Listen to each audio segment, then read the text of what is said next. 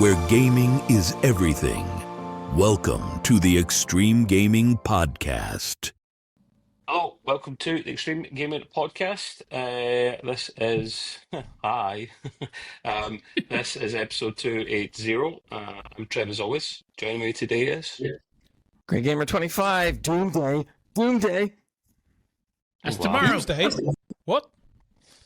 This Yep. is being aired on Thursday, so it's Doomday. For Ah, everybody yes. who's listening. Are we all going to die? Count the illusion. Yes. Count the illusion.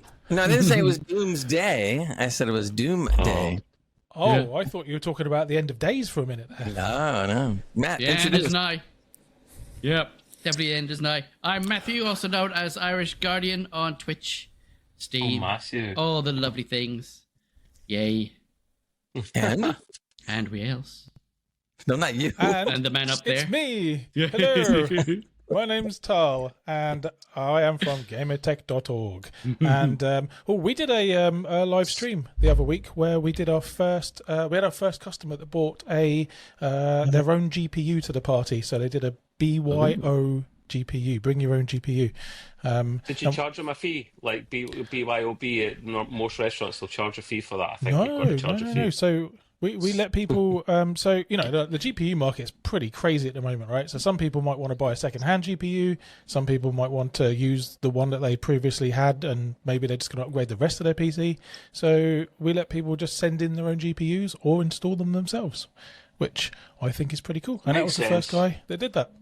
It makes sense, mate. It makes sense. The most expensive component of usually PCs these days is the graphics card. And Right, it was of my old yeah. machine. My new machine and my old machine, actually. I The way mean, to do it. it used to be that graphics cards were about half the total cost of your PC. It must be getting on for 60% now, if not more, Oh, just because they're God, so no. expensive. Mine was £1,100, so The GPU market hasn't changed since Nvidia put out the 50 series cards. It hasn't changed. It's just totally messed up, well, as usual. you won't be surprised that there is graphics card news, moans, bitching, or whatever you want to call it today. There is, of course, there is. Really quickly, if you want to come and chat to us, ask us questions, make fun of us, mock us, all the above. Discord.gg/Extreme Game Podcast, or you can just Google search for that. If you want to email instead, info@extremegamingpodcast.com. And we can put any questions you've got, gaming or tech or whatever, in that kind of field into the next podcast. Gray's especially proud of his Extreme Gaming Podcast Quick Breaks, which are kind of like, shorts on steroids. Because they're Mediums. longer than that, but they're way shorter than a normal episode. So it's the best of both worlds, really. And they're on YouTube. Yeah, you'll find them. 'Cause they're called EGP. Getting a lot of Quick Breaks. views, too. So, They, all good. we do, yeah. People like them. So, gaming Well night, done, Greg. Tuesdays, 8:30 BST. Join us if you can. We're there most weeks, and most of us are there most weeks, but it just depends on availability. And of course, your man Taro there. CPU, or otherwise, you don't need to have one. But if you don't have one, you can come to him at gamertech.org and get it plumbed into the PC of your dreams. If you're based in the UK, he will sort you out and build it for you. And then social-wise, in all of them, Extreme Gaming Podcast, apart from X, where we're Extreme Podcast, we tend to have a lot of our shorts put up there from YouTube. They're like the shorts, not the quick breaks. And we, of course, we get loads of news. Very rarely is it a week we don't actually have much news, and we get loads. So if we can't get through it all, we'll add it to next week. But we'll kick off Gray this time with some gaming news, and no surprises, Doom's in the agenda. I should have deleted that. See what we do. First thing I was going to cover, though, before Doom is there's been a lot of developers and publishers out there that are getting totally confused by Xbox. And why do I say that? Because there used to be Xbox exclusivities where it would premiere there and stay there for a while before it went anywhere else. But apparently they've been kind of doing less and less exclusivities to the point where the devs and publishers are saying, like, well, why should we bother making any games that are exclusive when y'all are not doing it anyway? So they've been getting kind of upset about that, which I get, I understand. The Gears of War that's going to be coming out is going to be launching on PS5, which is weird because I thought that was all going to be Xbox too, but that's not happening apparently, or not right away anyway. So they don't know what they're doing or what's going on. And from what I'm understanding, despite the fact that Expedition 33 has done so well on Game Pass with their deal, and everybody's been happy about that, there's going to be less and less of these things apparently. So I don't understand it either. If it worked for Expedition 33 and they're doing well with that, why would they not want to continue that? So it looks as if they're going to be abandoning the idea of the exclusive eventually. They're already starting. So I don't get it. Neither do the devs or the publishers. I mean, I hope that doesn't, change things as far as how they develop games. I mean, what do you guys think? I mean, PlayStation is always got exclusives, but I don't know how good or bad they are anymore. It's a good thing. Well, I can't see how it's not. It's kind of the best of both worlds. I had something later on in mine. It's kind of linked to yours, Gray. That says PS5's best 3 selling games are Microsoft games, and that basically says it all. Are you pissed off if you're a Xbox diehard? Maybe slightly, although Halo is probably the last major franchise that hasn't went across. I think that probably will at some point. And why not? Like, they've found their little niche now, or their thing. PlayStation still have their exclusives, still make probably the best first-party kind of story-driven games that's out there. And you buy a PlayStation for that, or you buy an Xbox if you're a diehard. But whatever your game is, you're probably going to get it anywhere now. I generally think it's, and they're proving it's right. Like what I just said there. The best 3 selling games on PlayStation are at Microsoft. Why would it be a problem is the question probably we'd need to ask everyone. I don't understand it either. Yeah, it doesn't bother me. I mean, it seems that, am I wrong, Trevor? Maybe a little bit more of a PlayStation, but I think some of the PlayStation players seem to have more things to say when it's a PlayStation exclusive that's not an exclusive. I don't think on the Xbox side you hear many people say anything. They just whatever. They're kind of chill. They're kind of chill about the whole situation. You're right. Yeah, it is mostly the other way around, to be honest here. And I think that would maybe change if PlayStation started doing that more often. But I think they've made a kind of stance that wherever you are in the console or the PC spectrum, short of Nintendo, and you could maybe even still throw them in, I think you're serviced pretty well, because you're pretty much going to get to play what you want for the most part, no matter what direction you go in. If you're PlayStation, 9 times out of 10 the game will come to PC, so that serves us pretty well. If you don't have a PlayStation, you'll be able to play something. If it comes out on Xbox, 9.9 times out of 10 it'll come out on PC as well, all for obvious reasons. So everyone's winning, including Microsoft, boys, and PlayStation, because Microsoft are getting more money for selling it on another platform, and PlayStation and Sony are getting the 30% tax cut. So the only thing I can't understand is why some of the hardcore, I guess, Sony players are kind of it's supposed to be an exclusive, you're supposed to leave it this way, and they get all upset and everything. To me, I don't even understand why they bother to wait a year or 2 years before they put it on PC, which I think that's going to become less and less a thing, where they're just going to do maybe exclusive for a month, 2 months, 3 months, whatever, and then go right to PC. Because to me, if I'm a business person or a shareholder, I'm going to go, open it up to everybody. What are you, crazy? There's no exclusive. Just do it. I'd be screaming at that. That's why I don't understand this point of view. Surely you want your games to be on as many platforms as possible, right? But they seem to be stuck with this exclusive thing, especially on the Sony side of things. It's you're going to sell so much more. I mean, why mess around? I understand that GTA 6 is going to make them gobs of money anyway, no matter what. But still, the point is that why not just do it? Just forget the exclusive. Just let everybody have it, already. Okay. It's totally Nike saying, but that's all right. Just do it. Yeah, of course. Maybe Hans was right when he was taking the piss. Was it Sony ponies he was calling and all about this and all about the delicious salt? And I didn't pay attention to it. I was like, teach their own, I'm chilled. But maybe there's more truth to that than we first thought. Well, I'll tell you some of the things, and it has been Hans who's been posting it that they say really get me. I mean, they're like really vitriolic about this. I mean, they jump up and down and scream and cuss and everything else about and like, what is wrong with you? Just relax. Take a chill. Too proud. They're too proud, man. I don't get it either, to be honest with you. But yeah, sad. All right, I want to move on to Doom, I guess, with my next story. So by the time you're hearing this, even though we're doing a day before, it's Doom Day. And this is what we've been waiting for months. So Doom: The Dark Ages, we are all going to jump into that game as soon as possible. We'll report more on it next podcast. But all the information on how it's doing on what cards and so forth, and we have said many times here that it's the best optimized game probably ever. And apparently, from what I'm reading, it still is the best optimized game ever. They've been running it on GPUs as low as 8 gigabytes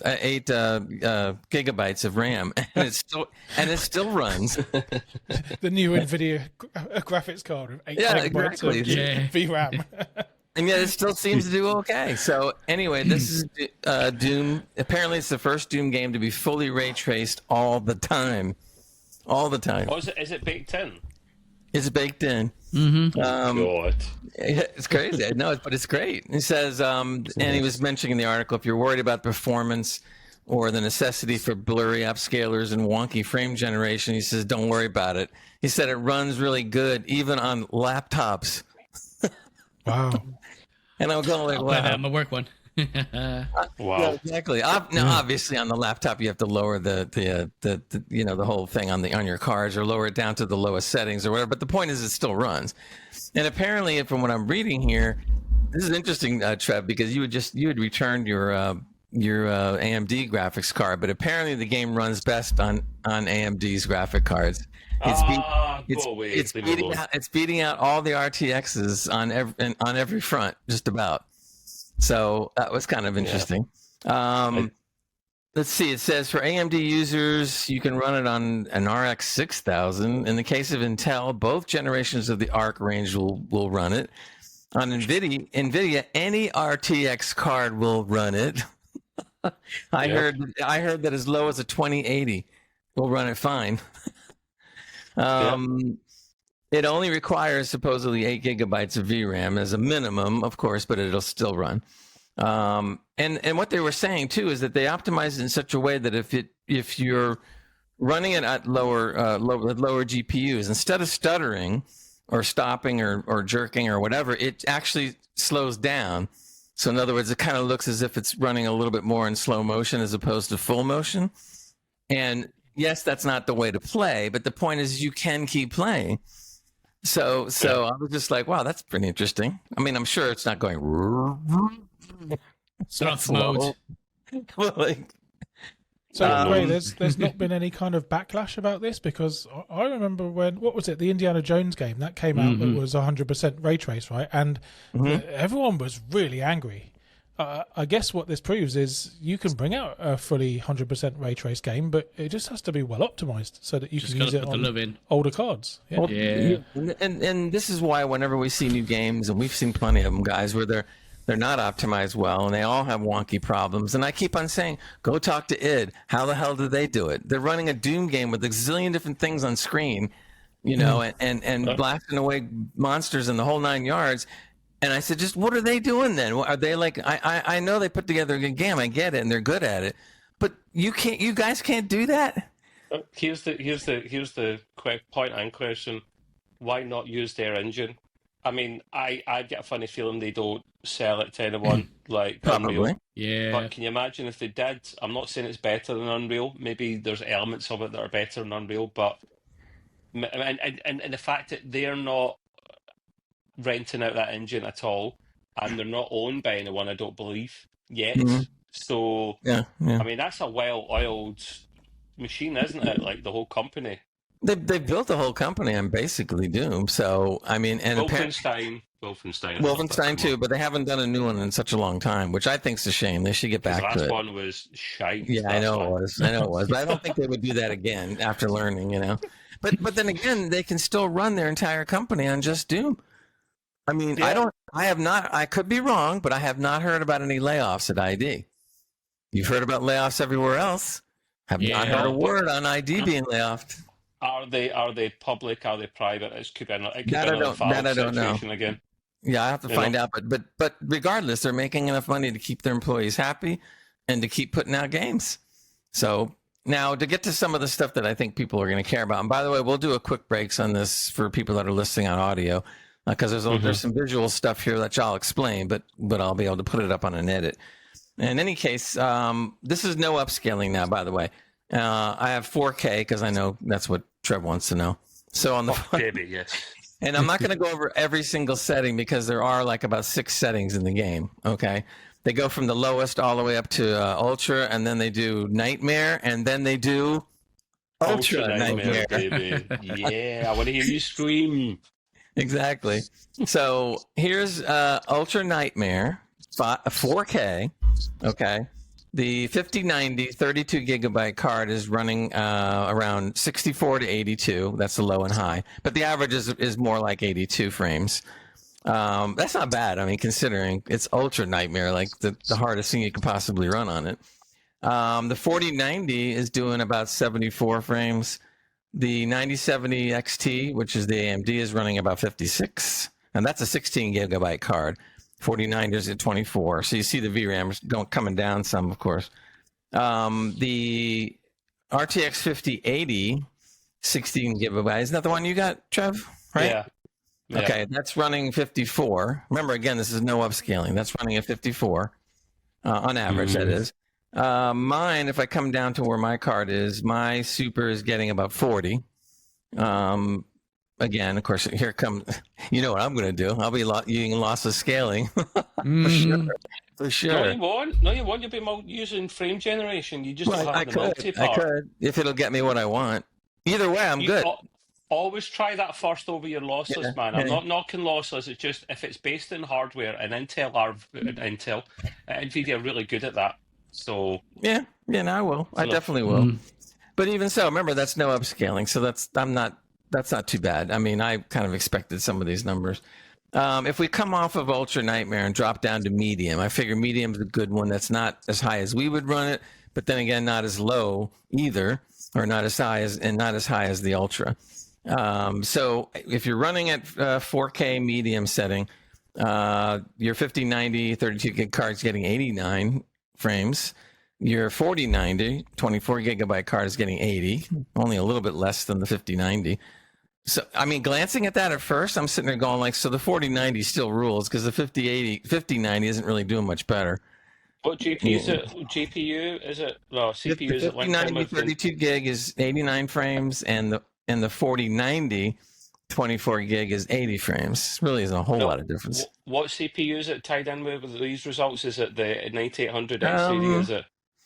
And the test it actually, usually is these days. I don't know what CPU they're using on here. I don't, so I apologize for that part. There's every chance it probably is. That's what they're choosing because it's like the best game. Yeah, I would think so. Now, when you go to 9070 XT, 16 gigabyte, it drops back quite a bit, and it gets all the way down to 62. Again, this is medium 4K. Higher than my 5800. Oh my God. Oh, yes, it is. Sorry. The 4080 Super is 61. So the 4080 and the 9070 XT are comparable. When you get down to the 5080, yours, Trev, sorry to say it's down to 57. Yeah. So there's 4 cards ahead of you. It's not super high at all. It's not the highest at all, and that's down to various things. But this is why I don't like ray trace. If you cannot turn off ray tracing at all, I don't like that option. Why not give them the option? Because if you took that off, no matter how well they've optimized that, I would get higher FPS on average than 57. I would, guys. Raw. So give me the option to turn off. I don't give a shit about ray tracing. I never have. Doom is such a fast-paced game. I don't stop to go, oh, shiny. That's better than a fucking. You don't want to see shiny blood all over the place. Nah, it's better in a slower game. I'm like, I don't know, like he's if it right. was Because when you, by the time you start to Last of Us or realize that you're something. already dead. Yeah, yeah.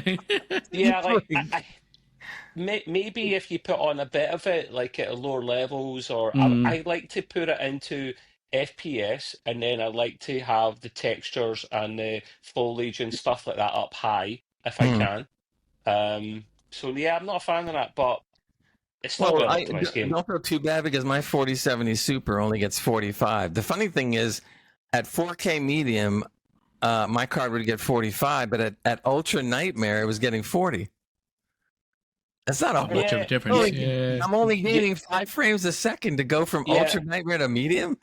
Gray, the reason for that a lot of the time, and not all the time, but often, is because there isn't actually massive differences between these, like, kind of, maybe between low and like high there is, but when you're starting to get to like a good medium, high, and then ultra, there's not a hell of a lot of difference between them now. Yeah, it's crazy. All right, let's go down to 1440p, which is where I'm at. Now this is no upscaling at all. Are different. You giving us every resolution here, by the way? Yeah. No, not All the way everything. to, Certain cards.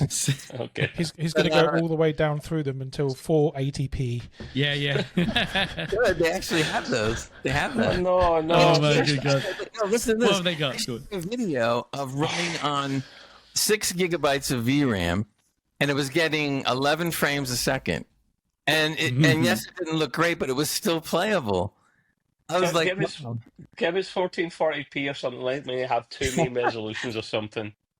all right, at 1440p, the 9070 XT is doing 124. Your card, Trev, the 5080 is doing 107. Again, no upscaling, just 1440p.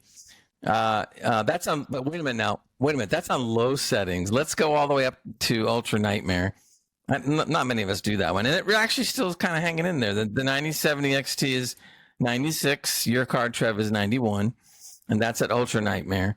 What would you run it at, Trev? Do you think? Would you go jazzing all the way to Ultra Nightmare? Or? I might also try it with multi-frame generation and combine. Yeah, we're going to do that. We're going to cover that to see if it makes a difference, because it does. then it might be good enough and shiny enough. But then be careful with multi-frame generation. That's where it can start to get a little bit fuzzy, but you can control it. See if a developer puts that option in. You can go from one fold all the way through to, is it four-fold frame gen? So you can choose if the developer gives you that option. So. If you were to go just plain Ultra, it really isn't that much difference. Your card was getting 91, and guess what? At Ultra, you're still getting 91. So you might as well run Ultra Nightmare. Yeah. Yep. Or I think whatever. so. All right, so let's go to the let's see. Let's go straight to the upscaling. I think we'll skip over some of this stuff and see if I can get. All right, so FSR and DLSS upscaling, they kind of just put the two together. They didn't get too specific, but it is here. It is here. So if you're doing ultra performance, the 9070 XT 16 gigabytes is getting 176 frames with the scaling on. Which scaling? Sorry, FSR. This is FSR or DLSS. Well, in this case, it's FSR because it's the AMD. And tell me if it's 3.1 or 4.0, because these are important. It doesn't say. It just says Let's assume it's the highest. Yeah, they're averaging out. So 170. The doubt. However, you'll be happy to know that your card 5080 gets 158 with upscaling. So that's pretty good. If you went down a notch to just performance and not ultra performance, you come out to be, that's kind of weird. No, I guess it's not that weird. The 9070 XT is 151, but why would it be lower than ultra performance? These are just the odd anomaly you get and things like that. That's probably normal. And your 5080 is getting 133. If you come all the way down to let's see, the quality setting. You got ultra performance, balance, and quality, just so you all know. Quality, yeah. And they also put in DLSS FSR native. What's native? The lowest the amount of quality you can get? I would assume it's just turned on and it's at the highest Default, version, 4.0 or DLSS Native 4.0. would suggest that it's not turned on at all. That's what I would think, yeah. Which would be maybe they did that in so you could compare the rest. So I'm not gonna include that. So if you go to quality, which on here would be the lowest of the four, okay, you're still getting 129 on the 97 XT, and you're getting 111 on the 5080. So really, with the you definitely want to play with the upscaling on. I don't see how you would. I especially with a 4070 Super, definitely got to go with the upscaling. So I would think that upscaling would be the way to go. Whether it be, loss of scaling or trying out the first one first, I can understand. So, we'll see. So that's kind of what's going to be going on with Doom, or what you can expect, more or less. But again, it's still the best optimized game out there, regardless. So all I have good. a question. Yeah, go ahead. And this is kind of like stepping back a little bit to when you were talking about the 4K on the 5090 and 4090 at, what was it, about 80-ish FPS? Mm-hmm. And just thinking broadly, guys, I know everyone likes their shiny graphics and all has to look good and everything like that, but don't you think if you're outlaying somewhere between $2,000 and $2,500 on your graphics card, which means you're probably shelling out $4,000, $3,500 on your PC, shouldn't you expect more? I'm hearing an echo from one of you chaps. Is it Mr. Gray? I can hear that twice. I can hear it I don't twice. know. I'm not hearing anything. It's your laptop. Throw it out the window. Yeah, it's a hotel that you're staying in. It's these. I can hear you twice, not me twice. You twice. Anyway, sorry, interrupt. I think, well, to answer you, Tarl, I'm always usually expecting more and probably not getting it. You definitely aren't getting it out of the 50 series. I heard also there's driver problems again since Doom's coming out. They're trying to correct them before the game.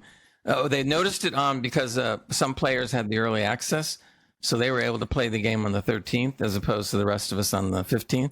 And they said there's already driver problems with Nvidia. I'm like, geez, man. Yeah, they released the driver yesterday, didn't they? Yes, and that's the one that's got problems in it, which is concerning. What's wrong? What is wrong with the driver game at these days? It's absolutely appalling. They're just not testing it properly. No stress testing. It's because they don't care. My workplace, again, they don't stress test anything. They just go, we tested with 1 or 2 people. It's fine, and then just release it to the global. Yeah, I mean, it's kind of like, well, we usually put it through 10 quality tests, but because we don't give a crap, we're only going to put it through 2 now. That's about it. Yes. So, I mean, and look, hey, it's happening so often. And so I'll give you another, for instance, that peeved me off a little bit. On Assassin's Creed Shadows, I'm having a blast playing the game. But if I have to come down to what was on the previous games as opposed to this game, when they went to their update, the recent update they did on Shadows, they added in stuff that was already in the other games from the start. So I'm like, I don't get it, So in other words, like remember I was complaining about a little bit about the parkouring was bothering me, and I couldn't get off the line of the roof. Well, they're going to fix that, but not until the end of May. But it's not a fix. They consider it an update.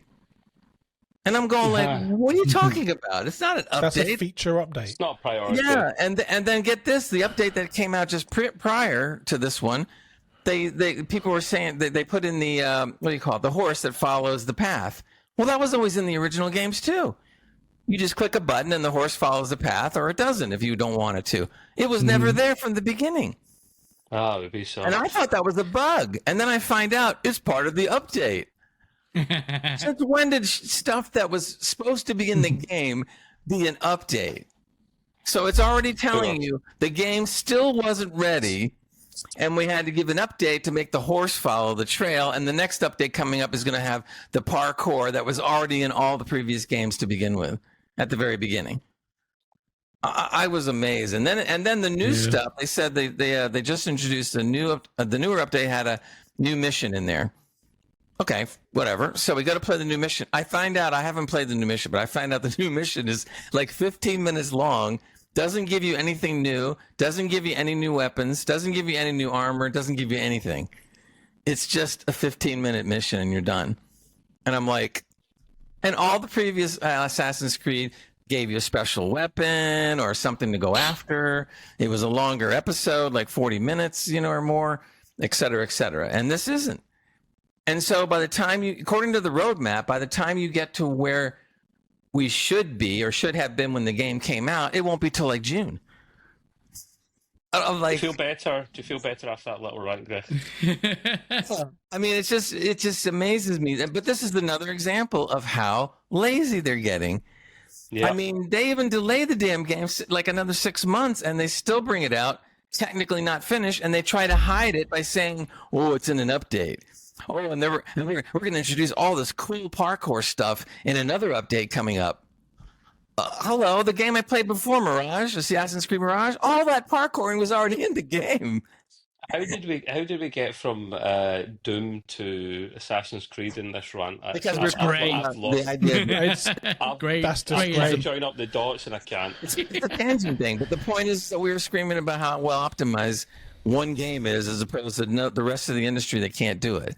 And this is another example of people that are just like, it's just, I don't know. I don't get it, man. Yeah. And then they want us to pay $80 for a game. I'm going to pay $80 for a game that puts out 2 updates, and they're not called bug problems. They're called updates. Well, this is A nicer why we way need to to vote place with it. our wallets, guys. Right? You know, there's definitely, as we've talked about, an enshittification going on Yes. of all things. Yes. But you know, if that's the case, don't buy the game. You know, and wait until it's fixed and then buy it. And that's a clear signal. Well, It'd be cheaper as well. yeah, but it's a bummer because when you're a fanboy like me, and I'm not saying I don't enjoy a lot of the game, I do. But the thing is, like, those little things should have been baked in at the beginning. That's what they're supposed to be. Yeah, but you're just enabling them to keep doing that, aren't you?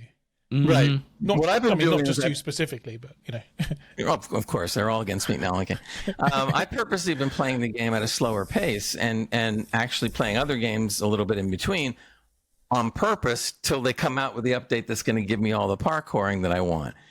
You know, because I'm sitting there going like, well, you're going to put all this crap in later. I want it now, and I have to sit there and like wait. Yeah, but they've got your money already, so they don't give a shit. Well, it's Xbox, so I mean Ubisoft. I have the yearly, but you're right. It doesn't matter. You know, it's got it one away. way or the other you're paying. So you know. Right. Well, Anyway, enough we'll of that move rant. on. Did you want to rant too, Trev? Because it says here that you wanted to rant. Yeah, but it's going to be shorter because if we fully unleashed and ranted, then it may turn off some people and they might tune off, and we probably would fit it in. We would fit it in time. Actually, the most important thing. No, there was something connected to your piece of news, Gray, that I haven't wrote down apart from rant, and it's very, very prevalent now. And I have to say, id Gaming and Doom are very much front and center with this one. The PlayStation 5 copy of Doom, right? The Mhm. Blu-ray disc, which can hold 100 gigabytes, has, wait for it, 80 megabytes of Doom data on it. 18 megabytes. 80, Yeah. 80 megabytes, not gigabytes, megabytes. So they're giving you a physical, and all it is a little teeny. It's basically just a downloader app, isn't it? You know. Yeah. It's a license. It's kind of a license key thing. It's absolutely ridiculous. It's lazy. It isn't. It can't even be penny pinching because at that level, it probably only costs Sony or id Gaming like $1 or a couple of dollars for a disc because they get them in such bulk. And we are at the peak of media like that being really, really cheap. But many of them are like at that. And Nintendo games are big examples of that, although they've got a little bit of an excuse. Their little bit of an excuse is their cartridges do cost a good bit more. Like they always have. You remember N64 games, they were really expensive for the time because they were still on those cartridges. Now they're moving up to 64 gigabytes. And now they're actually advertising it as a feature. Cyberpunk coming to the Switch too. Oh, it'll be on a 64 gigabyte SD Express card, like it's a feature. Like, no. Whereas a lot of them are still bringing out a 16 gig card or an 8 gig card and then saying you have to download the rest of the content. So I get it, like, it's kind of ridiculous. It really is ridiculous. It's so cheap. I really don't get why id Gaming are doing this. They also, not them, but who's it that made Indiana Jones, the Oh recent gosh. game? Do you remember? Yeah, I can't. But whoever made that, it escapes me. They are the same. There's another example. The game would fit on the disc easy. They're not bringing it out like that. So I really don't understand. I would like to. If they're saying they're penny pinching, they're penny pinching for the sake of a dollar or two. It must be down to something else. I wish someone would get to the bottom of it and tell us what it is. Just be honest. I think it's a control thing. I think it's a control thing. I don't think it's being cheap, and I don't think it's being lazy. I think it's a control thing, right? So companies want you to be on their platform. They want you to be on their live service game. So by doing this, they make sure that you have to go to their platform, and I think I think it's just as simple as that. Well, you just reminded me of something there, possibly that it could be a control thing. The amount of times a game leaks because a game is sold to a distributor, right? Amazon, whatever, a copy gets found out early from the warehouse and sold online or played online too early, and that's a way to sometimes leak the game. If you don't actually have anything on the game apart from the license, you're in control in that. But if you don't have great internet, that's really not fair. So, no, they're at it. I don't think they have an alibi with that one. But yeah, just when you were talking about Doomgrey, I went, it's kind of disappointing that Ed Gaming are now part of the shenanigans, but it is what it is. Move on. I'm a ray of sunshine with the not very positive news articles today, but unfortunately, you tend to find that the negative stuff is more newsworthy than the positive stuff. And I will do positive stuff, of course I will, but a recent report came out, and this has happened before, actually, more than one article, that found, for example, UK consumer spending on video games last year saw a decrease for the first time since 2019. And we've covered a couple articles like this where console purchases and whatnot went down as well. Now they're actually saying the same on video games. I'm kind of not surprised. The many things that are coming out of COVID, the cost of the living crisis is really making people look at how much they can afford. Game prices going up. They're going, right, listen, we've got massive libraries. We're actually listening to Trev all these times when he said, look at your Steam library. You get a shit ton of games. Maybe go and try looking through them for something to play. Same with Epic, same with GOG, whatever. You've got plenty. And that's why I don't buy many games. Not with the Game Passes we've got. I would rather just go and play games that I like, that I know I like, and I want to give a try to. It went on to say that the valuation for 2024 was £7.63 billion, so about $10.19 billion, and that was down from $7.82 billion or 10.44. So slowly but surely, people are just realizing that, can I screw this? I would rather put food in my belly than buy a game, especially if it's full of bugs and it doesn't have the full game on the bloody disc. So I'm still does it have a percentage drop there, by the way? Because I can't do that kind of math in my head. No, they don't give you a percentage for that, and I'm certainly not doing that math. It does say slight, and when you say 7.63 to 7. Sorry. Let me take out my calculator. 7.82 down to 7.63. That is slight, to be fair. So it's not very much. 2% or something, right?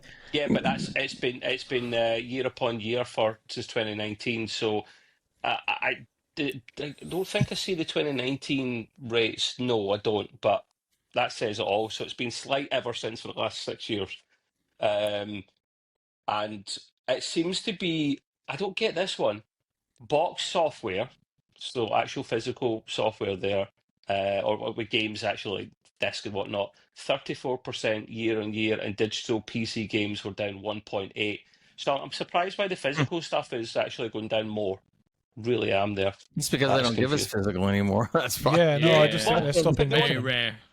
They want to keep it alive, though. I mean, they're not going to keep it alive. They're going to give you a box now. Yeah. They're going to Empty box. like you experienced from Doom. They're going to give you a box with nothing in it except maybe a picture of whatever the game is, and then just say, here's your physical, the nice box, and and that's about it. I mean, it's almost kind of like if you were to equate it to the music industry, it's almost the same thing. When I was collecting, of course, I collected albums, and albums were big. And it was great. You had the picture, you had all the stuff on it. You could read about all the musicians, blah, blah. Then they come out with CDs and it gets to be this big. And then CD's gone and now it's just all Spotify and, or whatever. And that's it. And it's kind of going that way with the games too. Oh, you wanted in there, man. You need to force your way in when Grey Gamer's on. I just like this. No, I think again it just comes down to a control thing, right? Because they want you on their live service platform. So I think if they realise that, okay, well, we're not making as many box games anymore. And I think that's just on purpose, honestly, because there's no point in them making the actual box and the cartridge or the CD or whatever. If all it is just a little license, they might as well just scrap that. So it makes sense to me. Now, look at your actual physical game these days compared to 10 years ago or 15 years ago. There's less in it. You used to get a manual and stuff in there. Maybe you got a free poster in there or some discount advertisements. Now you get a sheet of paper, don't you, if you're lucky? Yeah. And then when you look inside, like a Switch box is the biggest example of that. The Switch box should be similar to what a 3DS box was, but they make it almost as big as a PlayStation and an Xbox game when it's got a tiny disc in it. Why? What a waste of plastic, man, when you're putting bucket all paper in it? Because you have to go to a live service platform to play it anyway. So what's the point? I think, and by the way, I just want to be clear, I'm for this. I think, why waste money on the physical copy when you just have to download it and play on the live service platform? Here's the difference, though. So they're not going to make the physical anymore. So that means technically they should bring the cost of the digital down for us. No, they just bring it up. Please. So they're saving money and then they're raising the prices at the same time. It's usually the same, Gray. That's the thing. They think they're doing us a favour by making the physical the same as the digital, or the digital same as the physical. That's not how it works, guys. It's not how it works, but the tactics they're using are as old as the hills. They sit there and they over the course of however many months, they'll sit there and they'll take a car, let's say that cost $10,000, and then they price it up to 15, and then they leave it that way for a while, and then they price it back to 11, and go, wow, what a reduction in price! They're still getting more money than they originally planned. They just. Yeah. Same tricks. It's just a different age. Same page. Yeah. Right. Well, we'll move on because there's a guys amount of information to get through today, and we'll try not all rant. We might have some positive news in at some point, but we are still on the. Well, yeah. I'm trying to be a controlled, constructed rant. Console prices, tariffs, boys. It's kind of relevant to what we do and talk about and play, unfortunately. And it will affect PC gamers positively as well. It does suck, man. It really does suck. And we mostly play PC. Then we will get affected somewhat on like components that we need to buy and whatnot. And we don't know if it'll affect games at this stage. It could come in. The Orange Man could bring this in at any time, man. It just depends if he's had a good day or not, I guess.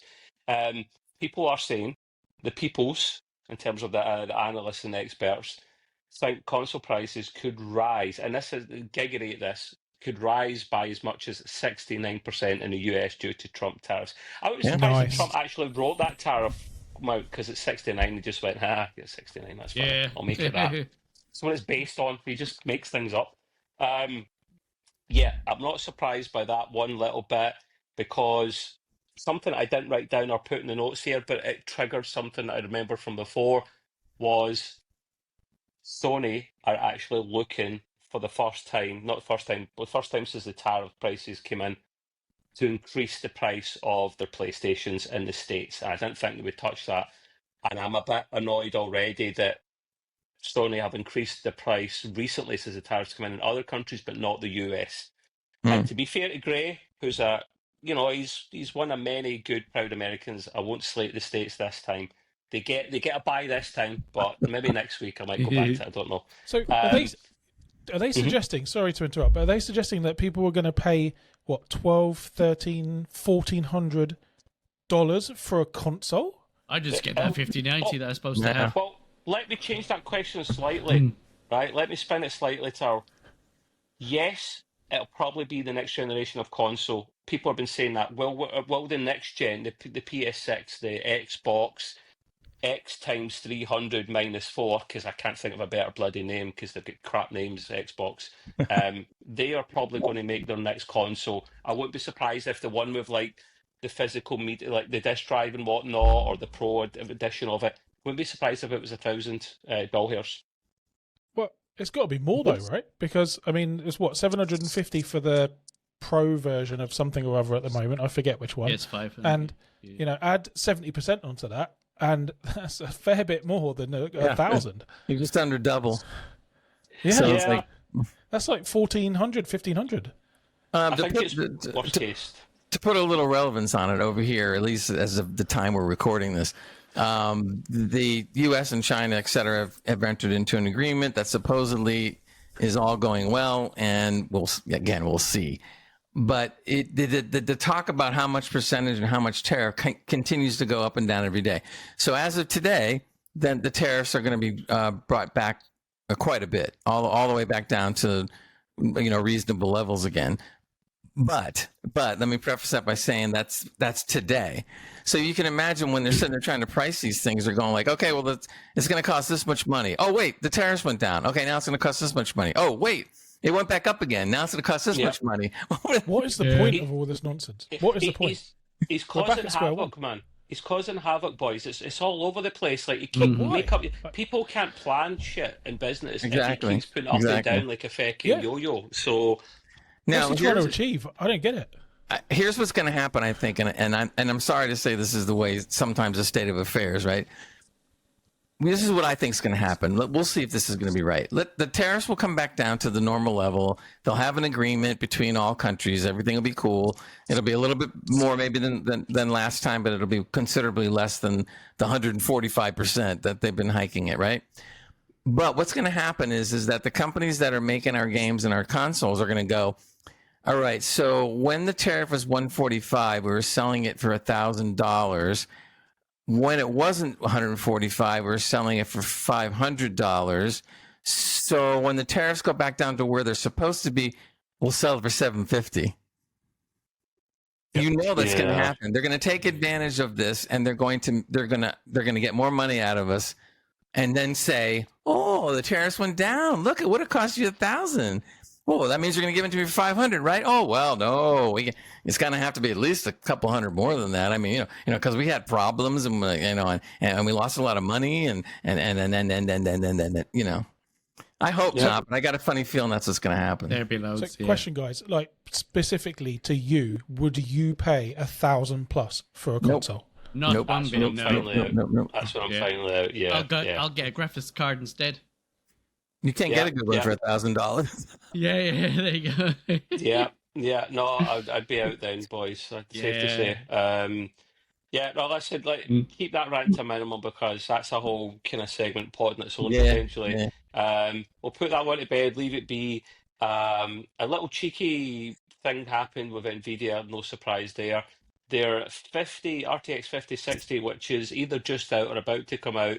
I saw this in J2Sen's video. I like that guy. He's down to earth and says that he doesn't kiss people's arses like just for a product and whatnot. He will slay Nvidia and he'll go out and buy the card, and he doesn't care if they pull the card away from him. So across the board, not just with J, Nvidia won't be releasing their drivers before the official launch day. Normally they release them several days or a couple of weeks beforehand for journalists to kind of review it and whatnot. So literally day one, even if he got a card early, he couldn't actually run it till day one. Nvidia supposedly doesn't want reviewers to go live before the sales actually commence. What are they fucking hiding? And now bear in mind, this is the 8 gigabyte card. Yeah, it's shit. So it's unneeded. What are you hiding, guys? What are you hiding? Yeah. So the hype will be there, and they're just going to sit there and just go along with it. It's insane. There's so many games being played at our expense, literally our expense, that it's crazy, man. Mm-hmm. I think what they're trying to do, guys, is when you've got a video card that is essentially identical apart from the VRAM, 8 and 16, what they're hoping is that everyone will review the one the only one that they're allowed to review, which is the 16 gigabyte, and they'll give it fairly positive scores, right? And then what they've done has been super shady, and you can tell how shady they're being here, right? Because all of the YouTubers or anyone in tech basically will be literally on a plane going to Computex at the time of the launch of the 8 gigabyte version, so they won't be able to do the review of the 8 gigabyte version. So it'll just get forgotten, right? Mate. So what will happen is your average Joe will just go out to the shop and like, oh yeah, I saw the review of the 5060. It was pretty positive. I'm going to get that one. Oh look, this one's a bit cheaper than that one. I'll take that one, please. And they end up with a hunking piece of crap. Yeah. So it's so shady what they're doing. This is possibly the most shady Nvidia I think have ever been. They seem to top themselves all the time. We've been talking about this shadiness for them for the last 4 years. This is the worst for sure. This is the worst. This is what happens when there's no competition at the top end. When there's no competition at the top end, this is what happens, boys. Yeah, exactly. I don't like it. We'll move on from them. I just found that very sneaky. May the 19th it's coming out, by the way, guys. So by the time you listen to this, it will just be a few days round the corner, to be honest with you. Sorry for the rant again. All we're doing is ranting. So no, that's okay. Believe me, people like to hear it because this is the normal folk. We're the normal. I've got some positive news in my section just to let you all know. Okay. Yeah, we don't want you to do that. We want to stick with the rant. No, I'm kidding. Yeah, this is the negative section, the negative corner. So one for Matt and Gray, some pisser news for you. You do like your pisser, as you've dubbed it, PSSR. It's the pisser is going to evolve, boys. Super pisser.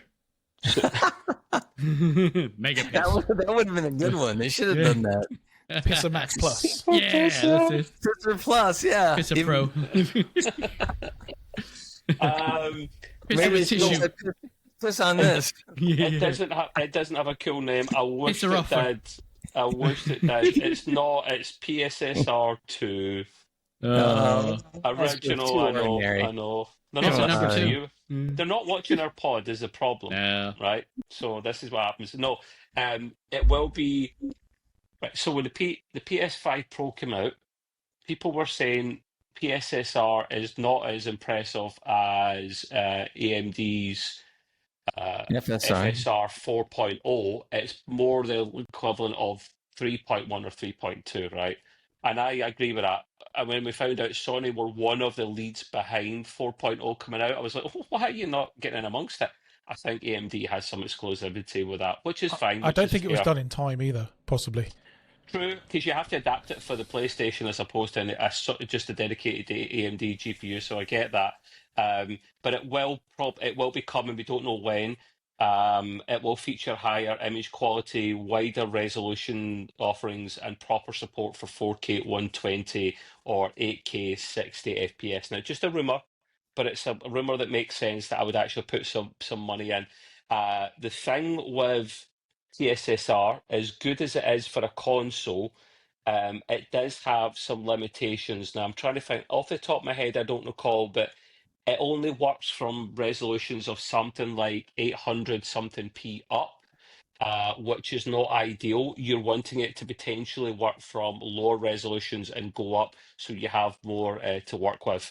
So that's probably what's going to be happening, and it'll probably be closer to FSR 4.0, if not on par with it. And it should be, considering there's AMD silicon in there and Sony worked closely with them. So I'm excited by that because the Pro doesn't feel like a Pro at the moment.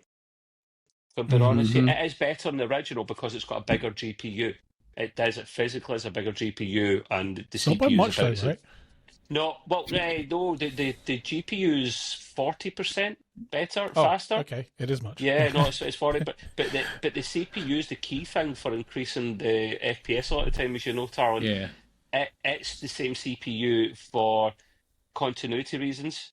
For when you want to be able to make the same game as a developer for the same kind of two platforms. So the CPU stayed the same, but they had an unlock option of you could boost it by 10%. At the expense of GPU's 1%.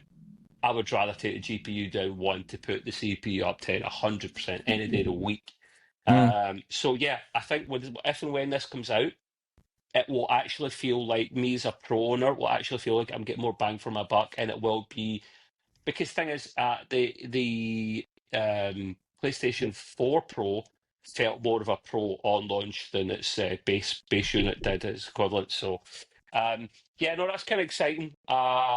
We don't know any more than that. It's just a rumor. We don't know when it'll happen, if it'll happen, but it makes bloody sense. So, yeah, let's look forward to that one as pro. Well, I'm a pro user, I guess. And the last one, I do want your boys' input in this one. I don't know if you remember, this was a still ongoing thing. The FTC in America, kind of the regulator, the regulation kind of body side of things that were trying to take Microsoft to court and kind of try and block their Activision Blizzard deal. They lost their That was appeal years ago. just recently. Yeah, it was 2 years ago. That's how long these things take, and it was finally thrown out of court. Can you imagine if the court sided with the FTC, oh, you're going to have to break up what you've already had together for the last 2 years? Can you imagine the mess of trying to break that up again? Oh, I thought this was already approved by, wasn't it stuck in the UK courts for a while, and Yeah. they approved it?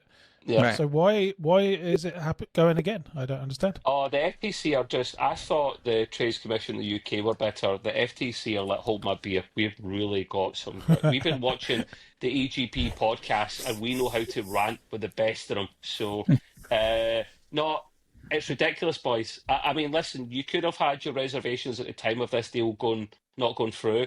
I get it, and I wouldn't go for or against your opinion. I respect it because there was good and bad points about this merger. But for a good bit at the end, was like, let's just make it go ahead.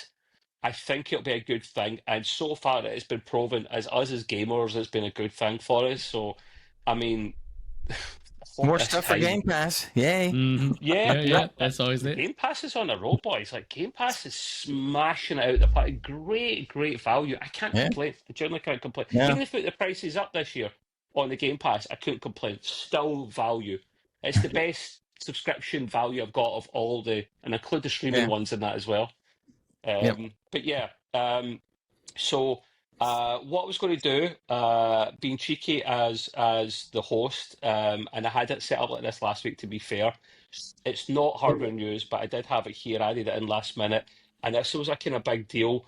It is a cheeky bit of gaming news at the start because it will tie in with what we want to do. And Carl, you're welcome as well. I don't know if it's your cup of tea or not, but we're saying to the boys we'd like to crack on with some Destiny 2 stuff because they've actually went and released some juicy information about their next update, which is massive, absolutely massive. They're changing the whole shebang, so bear with me, boys. I won't read it all because it goes into detail quite a lot, but their new update coming out in July this year, very quick compared to last year. They've changed things about massively and how they do this. They're calling this update Edge of Fate. I watched the trailer before, looked really good. I enjoyed the last DLC, actually. I had fun with that. So July launch for that. The next 3 expansions, including the Star Wars-inspired Renegades, also announced. Now, I would have told you boys about this last week, but both Gray and I had absolutely horrendous technical issues, and we just had to cut the pod short. So, on behalf of all of us, sorry about last week. Gray done the best he could with his editing Yoda skills. He is the Yoda of the podcast and editing business. So cheers, Gray. Editing I do. Yeah, that's First points on me. But yeah, but at least we got an hour's out worth. So yeah, we're sticking in the Destiny 2 stuff at the moment. I didn't watch the showcase, wished I had. So they're changing things about, like I say. Really looking forward to the Star Wars stuff. As much as I hate to admit it, Gray and I are Trekkies first and foremost. I don't mind a bit of Star Wars, but the majority of people tend to prefer Star Wars over Star Trek, so I don't think we're getting any Star Trek content in Destiny, I'm afraid. Gray.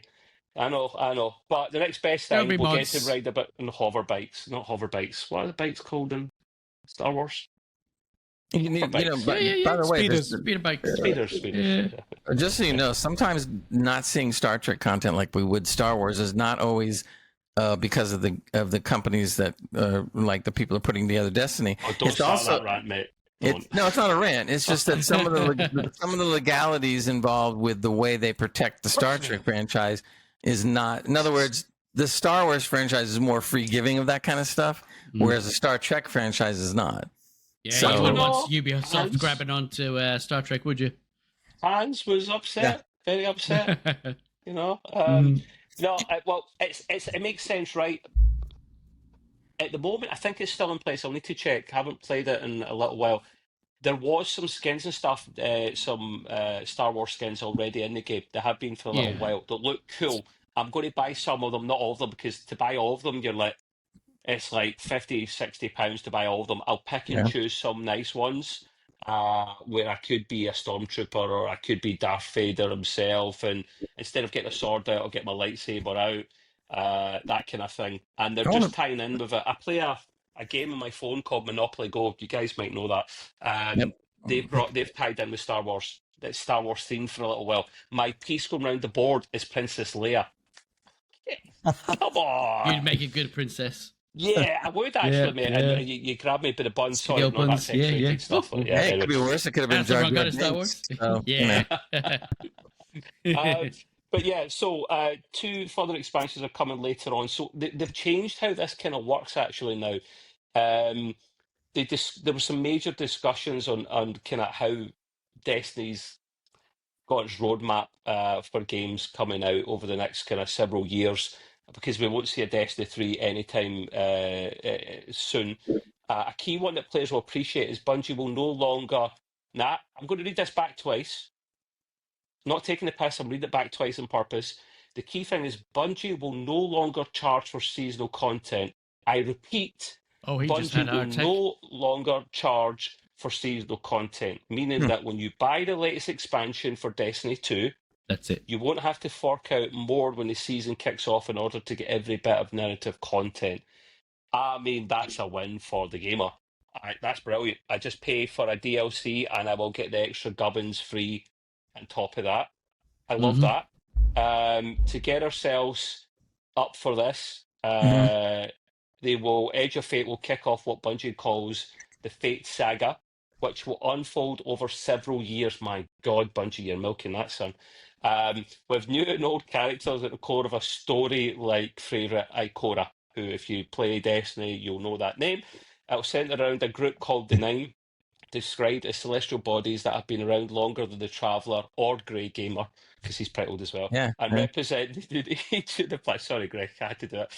Representing each of the planets minus Pluto and the Sun, Edge of Fate will take players to the edge of the Sol galaxy to a planetoid called Kepler. I wonder where they got that from, Greg. Where players will find new dark matter abilities to take advantage of. And it's also introducing what it calls a Metroidvania style of play with abilities like Matter Spark, which allow you to transform into a rolling ball of electricity and resembles the ball that Samus herself I falls was going to into. say, what? It's all right to borrow from other games as long as you don't play your eyes, I say, you know. We'll also get to see environmental puzzles. Oh, no, puzzles. No, I don't play Destiny for puzzles. I like the rolling ball, but can you be 2 so you can have 2 rolling ball? No? Rolling Only if you got a balls. shuffle in the middle. I'll make your balls roll if you keep interrupting me, boy. Nah.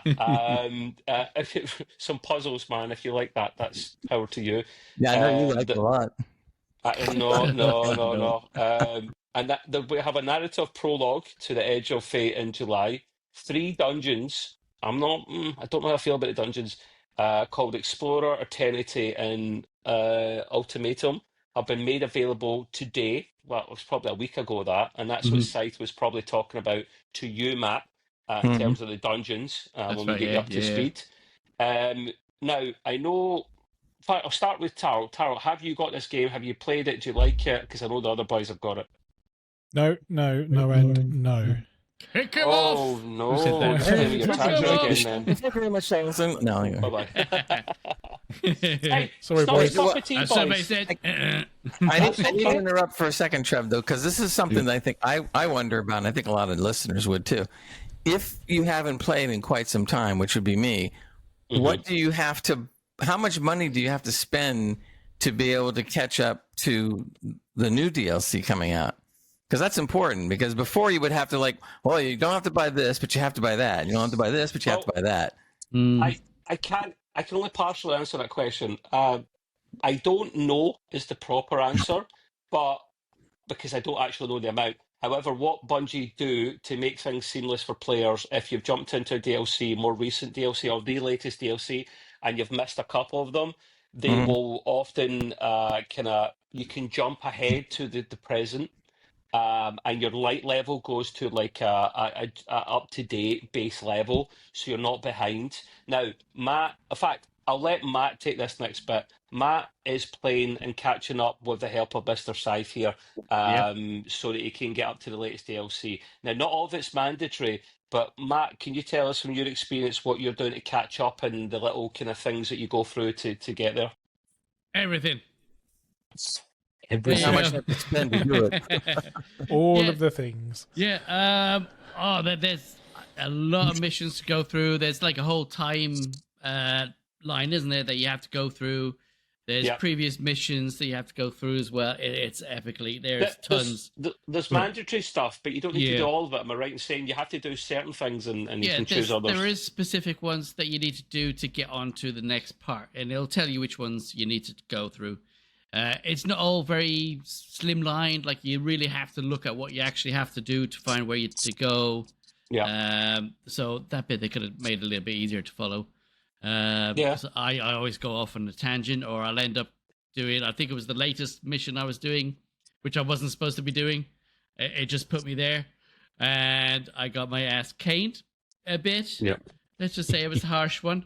But yeah, then I ended up getting back on to where I should be. So yeah, there is quite a lot to go through.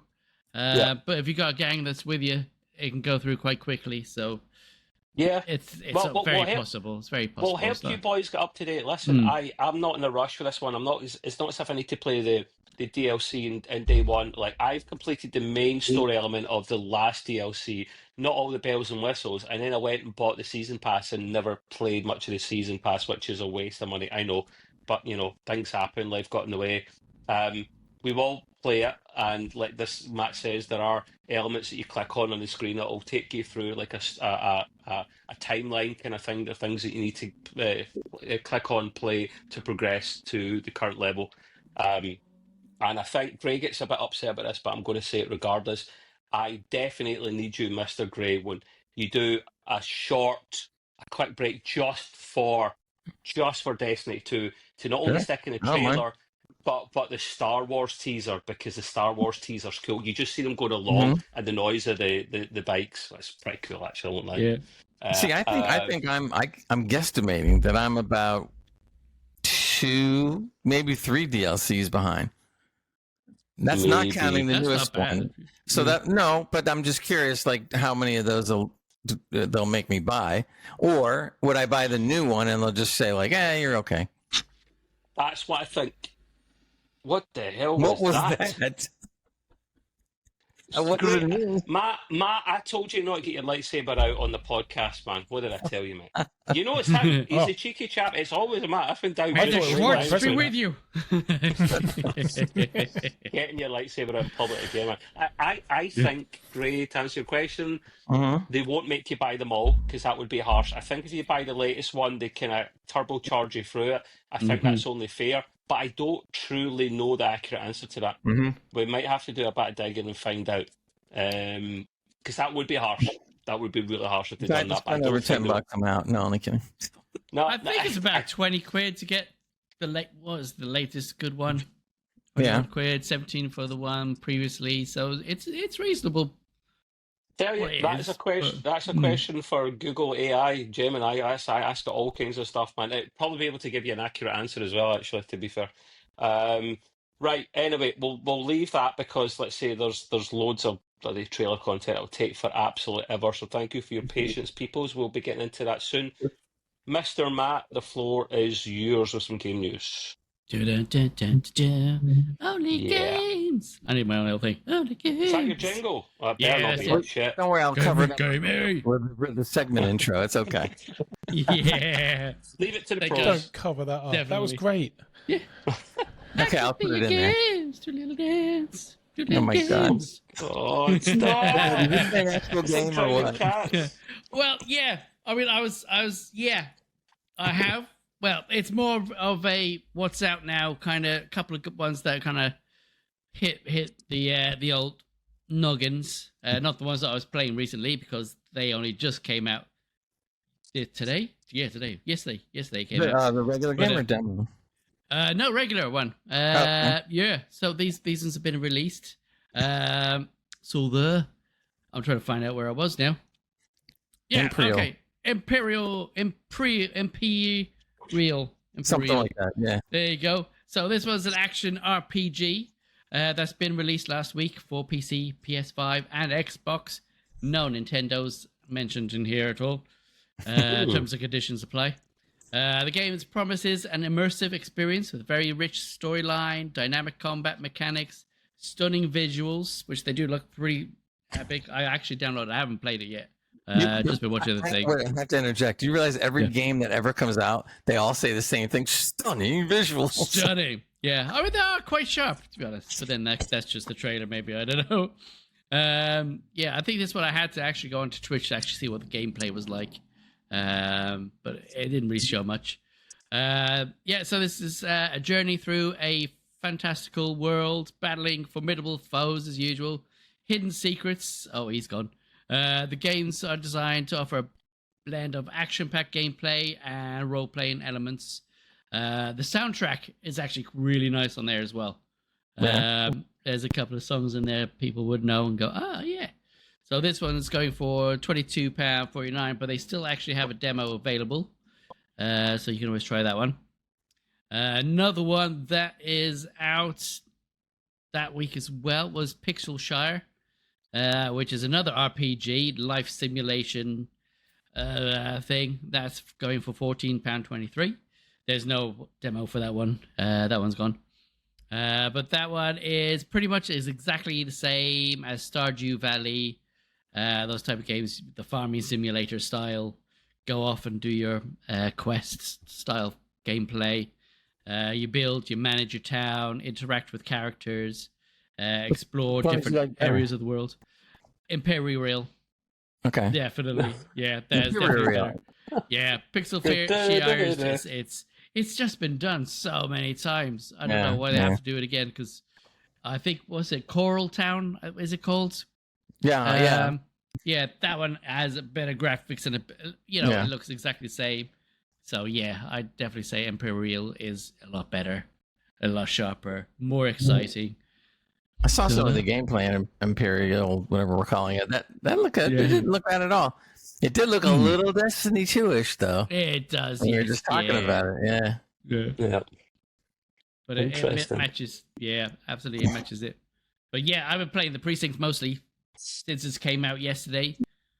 Absolute epic 80s fun. Should give it a go.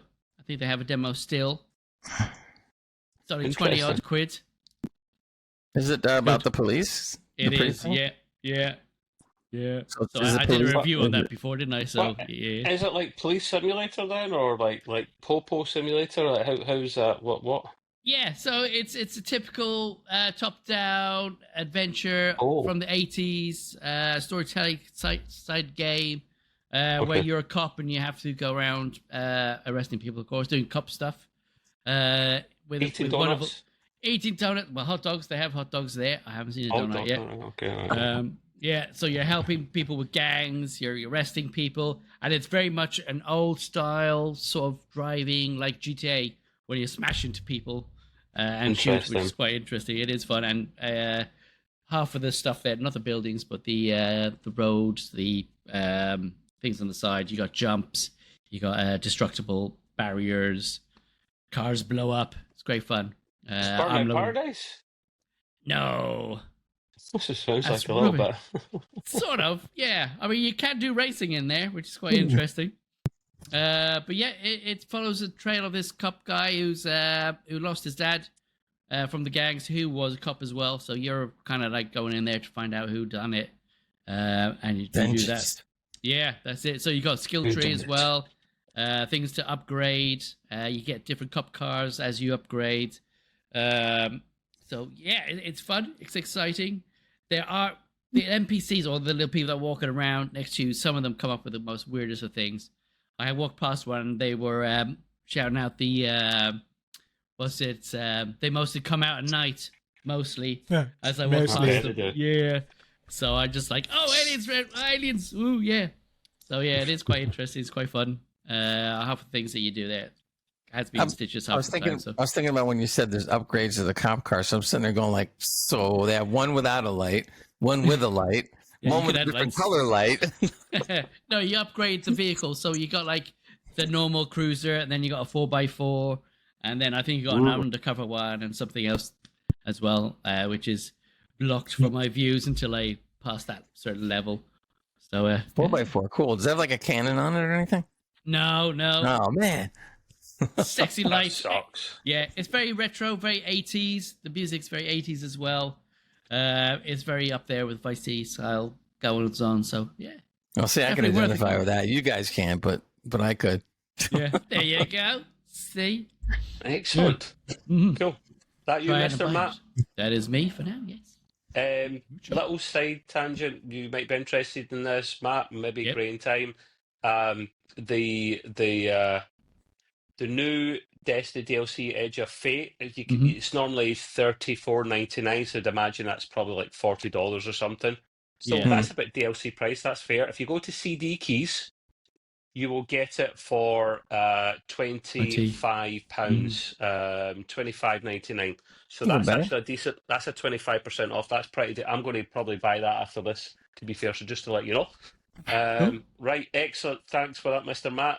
Tarl, you've actually had to save up some hardware news because of last week. You poor thing. So go for it, man. Hit us with your best. All right, thanks, guys. And I just wanted to start with my happy news. Remember, I said I had some happy news. Happy news, yes. Yeah, it's been reported that a fireman saved a cat from a tree, and that's really nice. So anyway, moving on. Did they burn the tree down to get it? Yeah, no, it's all happy. It's all happy. Oh. But we're gonna move on back. It was too much news for Gray. He's gone off to find a cat. Yeah. He's thrown his dog up the tree. That was a brilliant. When I'm done with this, I'm calling my ISP and I'm going to stab them. It was so funny. He saved a cat. Fireman saved a cat. That was the gaming news. So it's hardware news from Tar. That's nice. That's it. I'm done. Thanks, guys. Yeah, well, see you next week. I heard it all. Yeah. What did the cat have to say? Pregnant pause and go again. Go ahead. No. Well, the cat said that there has been some new rumors in the world of graphics cards, and you guys may know there's a guy called Kepler L2 who does quite a lot of the leakage of things, mainly just Kepler GPU leakage. rumors. There's a couple of there's a couple of things that have been found out in some code, which I won't go into the details, but oh god, it's really tough to. I'm hearing myself in my own earphones. I don't know who it is. It's Trev's. It's disturbing. Can be. That'll probably be Gray or Matt because they've got the speakers. I got my thing. No, you don't. It must be Gray. It's Gray then. Sorry, I take it back. Test. We'll blame Gray. Test. We'll blame Gray. Okay, no, it seems fine now. So yeah, I'm not going to spoil you guys. I love it. No, it doesn't need to be perfect, Gray. It's banter. It doesn't need to be perfect. No, it is. But this is better. Everyone knows about. Like, what am I talking about? Yeah, you should go with the zero editing mantra. It's part of course. Anyway, Mr. Tar. Anyway, yeah. So I'm not going to bore you all with all of the super nerdy technical stuff because it's all kind of like code from the kernels, and that's not the chicken. Can't hear an echo by the way. Oh, secret spaces. But there are two cool bits of news, which are apparently the new code names for the AMD and Intel cards, being GFX 13 for AMD, and XE4 Druid for Intel. So the bit that interests me there is that people have been talking about Intel again for, like, I don't know, the third or fourth time, removing themselves from the GPU market, and that's been heavily rumored, I think, over a few times over the last couple of years. But as someone famous once said, rumors of Intel's demise have been greatly exaggerated, because they are working on their fourth generation. So Celestial, which is their third generation, which we haven't even seen yet, is probably getting towards the end of its development. So this is great news. So Intel are hopefully still working very hard on trying to get into this very, very difficult market. So I'm happy about that. And the other cool bit from this is that AMD. This is something that passed me by, actually. I wanted to ask you about this, guys. So you know how Nvidia have got their CUDA cores, right? Well, AMD don't really have anything like that, or at least they didn't, because they've been working on something called UDNA, which is, I think, Unified DNA, and it's essentially an equivalent to the Nvidia CUDA cores, and the RDNA or the next generation of AMD cards are going to include this technology. This just passed me by. Does anyone else know about this? Yeah, I've heard of it. Definitely. Yeah. I've been following for at least 10 years. No, only kidding. I honestly had no idea they were going down this route. So I think what this means is that they're going to be, whether it's this generation coming or the next one, they're probably going to be in a much, much better position to compete on things like upscaling and ray tracing, because the unified architecture that Nvidia have with CUDA cores is what makes that possible, essentially. So yeah, that's really cool. And that kind of puts me. There's another thing that I think I wanted to talk about last week, and I kind of forgotten what it was, but it's still in the docket, so I'm just going to talk about it now. Which is that AMD's UDNA, which we've just mentioned, could potentially bridge the ray tracing performance gap with Nvidia.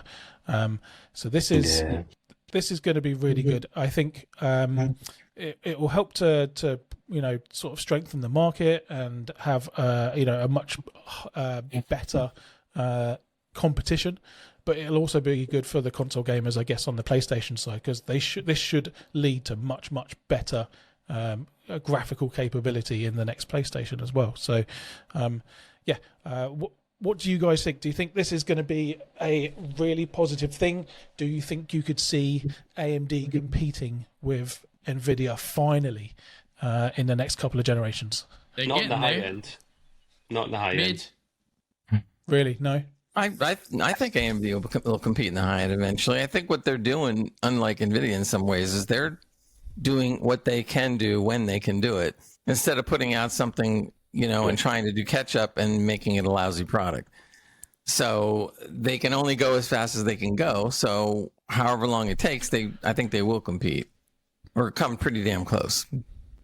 You don't think so, Trev? Well, they're not doing it this generation, are they? They're not competing in the high end. To be fair to them, they did say that they're going to skip the high end this time. This time, that's their words. This generation. So there is every hope that they come back for the next one. There really is hope that they come back for the next one, and I hope they do, because we need the competition, man. It's kind of like the Star Wars analogy of the good guys versus the bad guys. It's no, look, you're my only hope. It's AMD, you're my only hope from the bad, nasty emperor that is Jansen. Or Jensen. Jansen's our guy. He could be a bad emperor as well with that beard, to be fair. I hope so, man. The closing the ray tracing gap. Well, that's good for competition, but as I mentioned before, I was never really enamored or excited about the ray tracing stuff. It doesn't bother me that, but it's good to compete, isn't it? So there'll be a time, though, Trevor, where I think that's all we'll have. So I think these games like Doom and the Indiana Jones, there'll come a time for sure when all games are ray traced. because the technology will just improve so much. Yeah. And Nvidia wants it to be that. So that if that's what Nvidia wants, they're probably going to get it. Yeah. Like I said, reality, isn't it? in the coming years, it'll be the AI card. It's on the way. It'll happen. Yeah. Not this generation, be- not next, not the one after, probably, but It'll all be It's kinda software there. based. It'll all be ray traced. It'll all be upscaled. It'll all be AI. Video cards in the future probably won't even have that much hardware on them.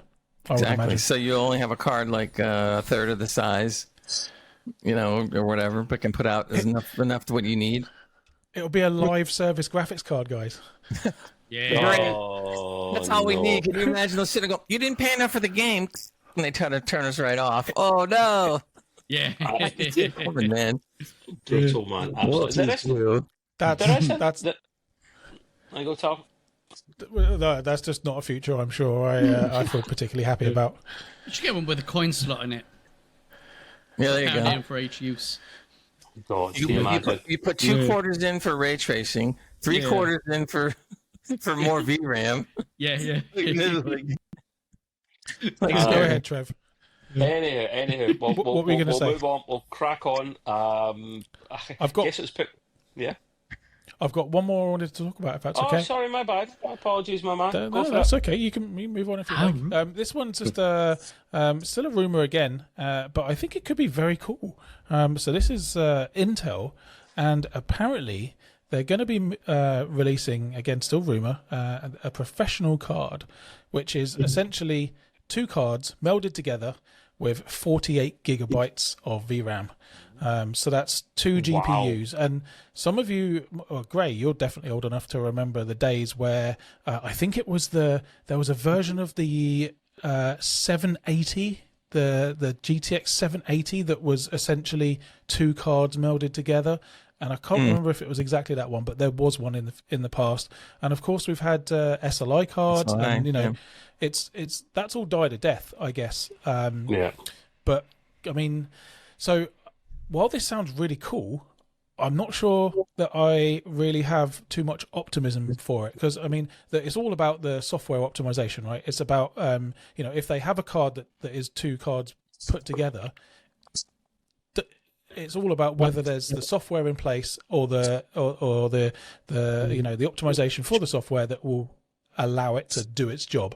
And it's going to be a niche upon a niche upon a niche. So I just wonder if it's could it be a thing? I don't know. Could they be bringing back SLI? I don't think so. The only way you're going to get SLI is if the 2 cards that you're using in SLI are cheap. And that ain't happening. Who's this card aimed at? That's probably the question I need to ask, because it's not top range, top tier. It's got 40. Yeah, AI, it must be AI users, people that are running local LLMs. They need the higher tons of RAM and VRAM. everything. And yeah. I'm surprised. I only learned it just because it's become a hobby. But when I look at this thing, it uses actually a lot of power out of a GPU, and even the 12 meg, 16 meg cards, and even the 24. From what I read, you have to have at least a 24 VRAM to be able to run some of this AI stuff. Oh, bare minimum, yeah. Yeah, and Wow. that's exactly. Is that and relies on up RAM from there. mostly? Is it RAM and the AI cores then? I'm guessing they're the key Yeah, things. it all runs it because you basically put the entire model into the VRAM, and then it's able to it's like if you had a cache, it's putting it all into the cache, and then it's the model stays in the VRAM, and it's able to then do all of its computations So on the fly. What does ChatGPT do then? Do they have server racks after server racks of all these graphic cards connected up together for an ultimate VRAM pool?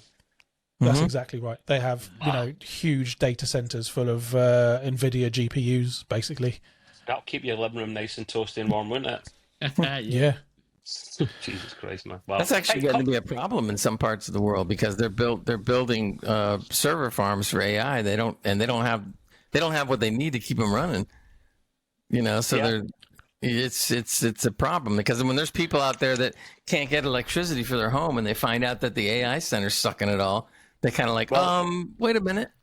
They're trying to find ways to power them with natural kind of wind and solar and all the kind of natural resources you've got, and then try to cool them in a cheaper way. Microsoft got a whole server as an experiment, and literally, this was a few years ago, put it in the North Sea off of the one of the Scottish islands, and literally dunked it under the water. And the North Sea's bloody cold, trust me, even in summertime. That's cool.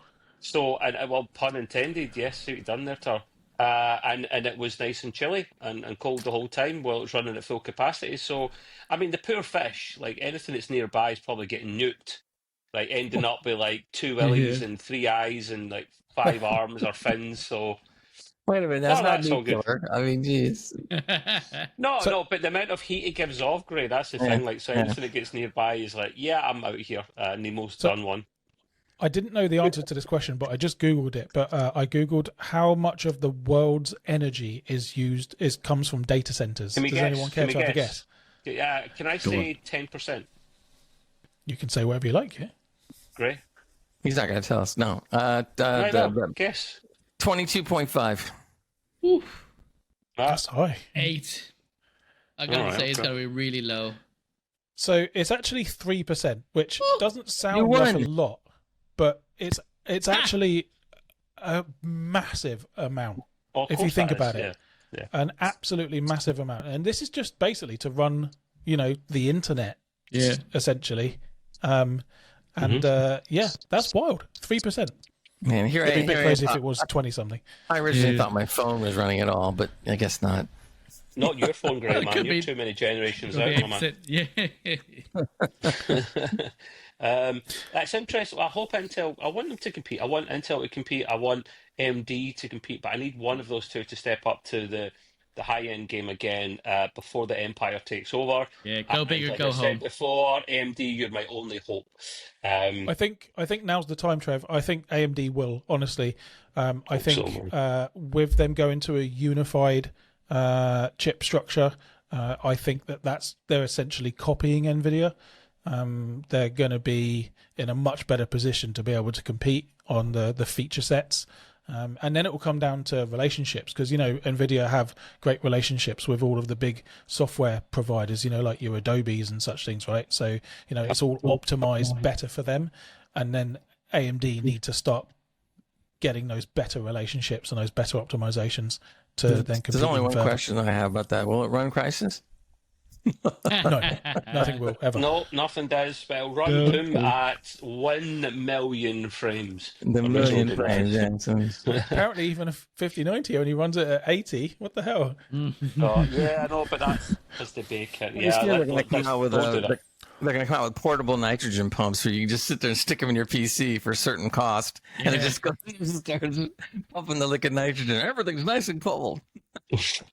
I have one more question, if you don't mind, guys. No, that's I too don't many, want to take man. up all the Come time, but this is a little bit cerebral, right? Are you still really excited about tech? Like, how much does tech excite you at the moment, or is it way too much of a broad question, man? We'll be here for fecking ages trying to answer that. Just a snippet. I just want to hear a snippet. Yes. Not as much as I used to be. Then is the short answer. Not as much as I used to be. Yeah, fair. Yeah. I think that's probably quite common, honestly, among the tech Everything's people at the moment. slowed down. There's not innovating as much as it used to, and you see it with phones and all that. Yeah, man, it is right. And that's why I've hung on to my phone for nearly 2 years now. It might be 3, and I've done it every year, upgraded every year. So too much. I think the issue for me is just like everything is just becoming more painful, and expensive, and it pushes down my enthusiasm a little bit. I still love tech, but yeah, less probably so.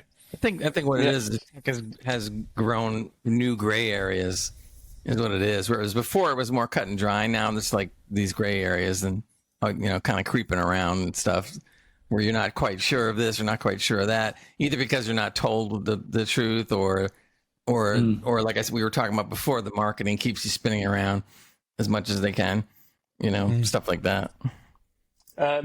Okay, we will move on. We'll probably have to keep some of the content for next week, no doubt. I saw Mr. Matt move some stuff. You don't have to do that, Matt, but if you want to take one for the team, go for it. We'll move your stuff to the top next week. It's only fair. Yeah. Something that I know Gray and I at least want to talk about, some exciting game news, and both of us are guilty for not going back into this recently, the amount of stuff that's out there at the moment and how busy life can be. Enshrouded, we talked a little while ago about their new update coming out. We've got nothing but good things to say about this game. We love it. It was our game of last year, I believe. It was mine, at least. Anyway, Gray. Really enjoyed it. The new update is live. It's called Thralls of Twilight Update. There are some trailers for it. Please go and check them out. There was a story this is the first time they've done like a story trailer or a story campaign kind of update. I'll give it a 6 out of 10. Meaning it was decent, it was okay. It was a bit cheesy. You could tell that this is the first time they tried to do this. I'm not going to slight them for it, not at all. But it's good to have a bit of story behind it and a bit of context to a kind of campaign, if you like. So there is loads of stuff they've done here. We won't have time to go through it all. The quickest thing you can do is what I done, is you go to the Steam page for Enshrouded, and this isn't 1.0, this game, that's how good it is. And you just go to the patch notes and you'll see some of the stuff you've done. So yeah, it's quite long. It is, and she also did say that. It goes on to say that thrilled to bring you the Thralls of Twilight, a new update filled with darkness, despair, and a bunch of cool new stuff, as well as the usual quality of life improvements and fixes. Not only have we revamped the Shroud, we've also given the Nomad Steps and Kindle Waste a facelift and added an NPC that also gives you a facelift. I mean, that what the hell does that even mean? Plastic surgery? You're going to get chopped off? Who knows? You'll need to play and find out. There's a second trailer out. I don't know if you saw where they actually showed some of the graphical improvements that they've made. No, not which that is one real yet, interesting. Yeah, they definitely have given it a facelift graphically. It looks more vibrant. Oh, yeah. More, no choppage of face. Then we're safe. Yeah. Yeah, I mean, I don't know completely, but what little bit I saw, it was definitely a difference. Well, so, like, respect. It wasn't ugly before, Gray. Listen, I respect that. That's great. I can actually give my graphics card a proper workout now. Now listen. Being civil and decent here, Mr. Gray. One thing I can say is someone that we used to know made a really funny comment about Gray when this first game came out, right? And it was from our previous colleague Nick when he talked about there's a bunch of dudes walking about the Shroud that look like Gray. What? Do you remember that one? Do you remember that? I missed that one. He said that back in the day before he jumped off the pod that this game, there's the Shrouded and there's a bunch of the guys in the Shroud look like Grey Gamer 25. Oh, okay, yeah. I remember now. Oh, no, but it was a chuckle. Grey took it like a chuckle. No. But yeah, that was a funny comment. So they've done loads of things, and I'll just kind of give you some kind of brief highlights. They're really cheesy, these guys. I like it. The future is foggier than ever. Shroud fog. What they've done, overhauled the Shroud's visual identity.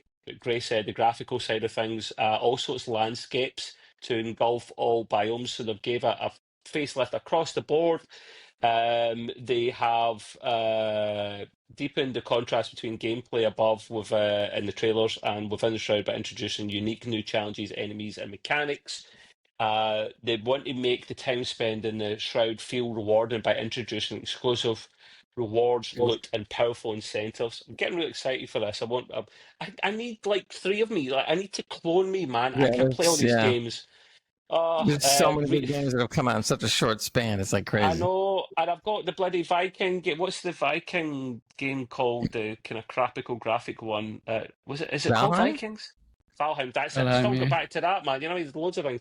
Rework of the Shrouded landscape and Shroud visuals, new enemies for Shrouded areas, introducing the new weapon gem system, a new way to empower your weapons with unique effects and abilities. See if it goes down the bloody magical route, man. That'll be a rant for another day. Exclusive Shroud rewards. You might be able to get a big mask or a head statue of Grey Gamer to put up on your wall like you do with your trolls and stuff. Oh, lovely. Yeah, I'd like one of those. Great on your wall. New risks and rewards after dark. Ooh la la. Definitely risk, we have a new Shroud icon we could put up there too. All we do on well, that's a side tangent and a half. Yeah, go to Extreme Gaming Podcast on our Discord. Go to the general GG page. / Extreme Gaming Podcast. Or you could Google search it. I mean, we're not biased. You can do that if you want, and you'll see a little amusing picture of me from a recent theme Or park maybe if I'm ride. editing this, I'll pop the picture. Oh, but yeah, that's it. Jesus Christ! And then everyone that does watch it is turning off for sure. I look constipated. That's the best way of describing it.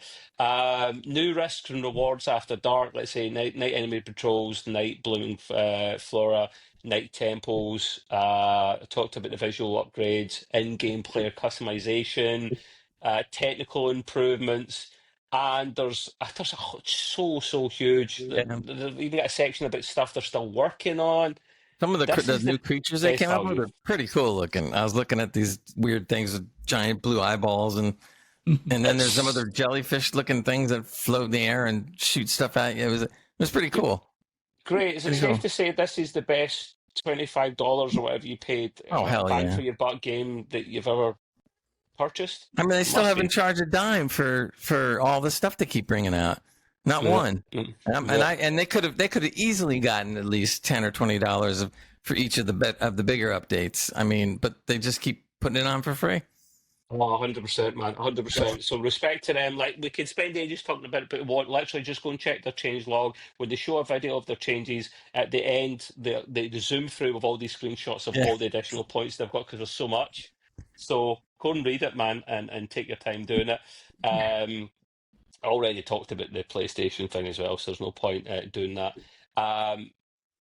We can spend a few minutes, 5 minutes, maybe talking about the GTA 6 stuff, because we do know they delayed their game to next year. Like, May next whatever. Year, so they say. Yeah. It is what it is. I think they'll stick to that one, I'll be honest. But the new trailer, they launched that 2 days after or so to sweeten the deal. It looked really, really cool. I assume by now all you boys have seen this. Mm-hmm. But as of the 8th of May, so a week ago, or so, it had nearly 500 million views. Now, someone want to do me a solid and actually Google GTA 6 trailer 2 and tell me what its current view count is, because it's going to be the highest it just came of all out, time. right? Oh, it's been out a week or more now. Well, actually, less than a week, isn't it? Yeah, I think it's less than maybe. Yeah. But that was the 8th. That was a week. It was over a week ago, so 107 million. That doesn't look like the right. And that's just Trevor. Already? And that's just him just clicking in 107 million times. Yeah. Oh, it's just me. Well, no, it can't be right. It's because when I said there, 8th of May, at nearly 500 million views. So is that... Somehow I think that's fixed. All the employees at Rocksteady are all sitting there with a mouth in each hand, and they said, "Okay, I'm going to pay you all this much money to stay awake for 24 hours." No, I can't find that many views. Well, it does say, it's 107 million when I check. Yeah, 107. This is 8 days ago. 107 million. Yeah. So I don't know if they're counting trailers baked into websites and whatnot, or everything that's on social media. Yeah. I don't know. Here's something interesting for you, Trev. There's a video below it that says Rockstar are claiming that the second trailer was a gameplay trailer. Now, I think when we looked at it last week, we weren't 100% sure. But if that's in-game... They came out later and said it's a mixture of the two, which blows my mind, because it looked like it didn't look like gameplay, it looked like CGI trailer from the game. So I think it was very little gameplay. I could be wrong, but I think it was very little gameplay. Yeah. It's when you saw the characters standing still, that was the gameplay bit. I like lifting the weights up and stuff, like the simple stuff. It might not be gameplay, but it could be in engine, right? And that's the main thing, because if they can do that in engine, they can do anything in engine. Mm-hmm. Yeah. But, listen, it's a visual masterpiece no matter what. They've done really well. Credit where credit's due. They've got a bottomless pit of money.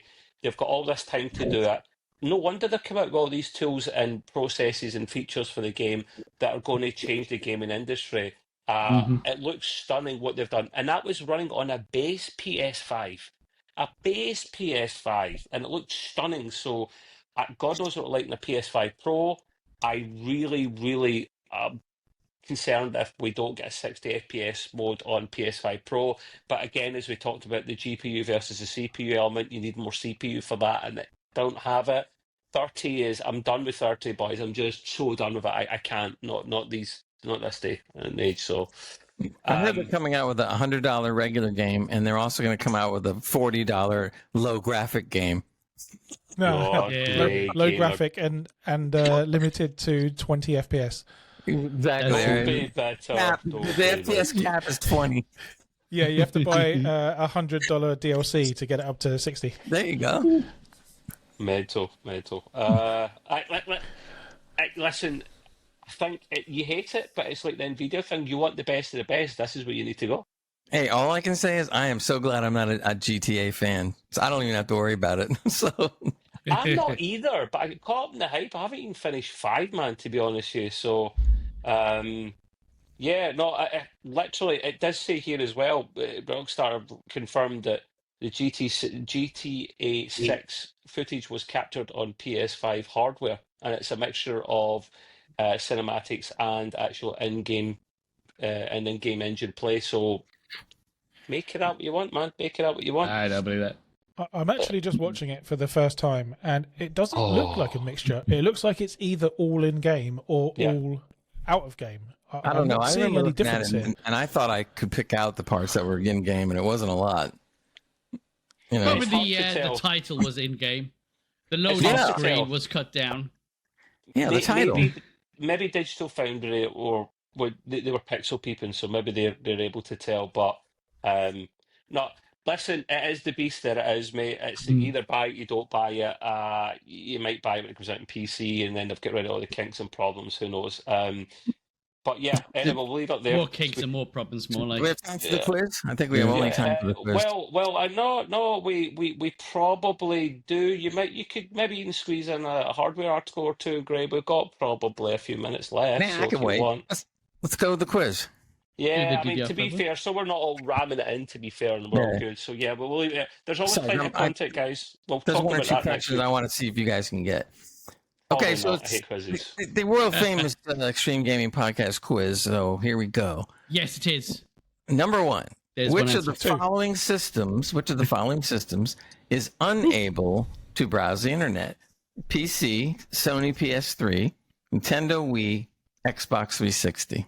We. Oh, for feck's sake, man! Which cannot I think- browse the internet. I think it's going to The be a Wii. trick question. I think it's the Wii, but it's not going to Yeah. be. So I'm going to go with Xbox 360. Got to Okay. be PC. We. I'm joking. Yeah. Mm. Okay, Nintendo Wii, screw it. Okay. And that. Yeah, we. Okay. We And be guess all the what? way home. Go on. Ding, ding, ding, ding. Charles right. Xbox 360. Oh! You cannot browse the internet. Yeah. Damn it! I'm a thought I console was able pro, to. guys. You That was are. me when I found out. I was kind of like, what? You don't know shit. Yeah. I'm the new console expert around here now. Yeah. eh? Yeah. Yeah, you are. All right, this will probably be a tougher question unless you played this game.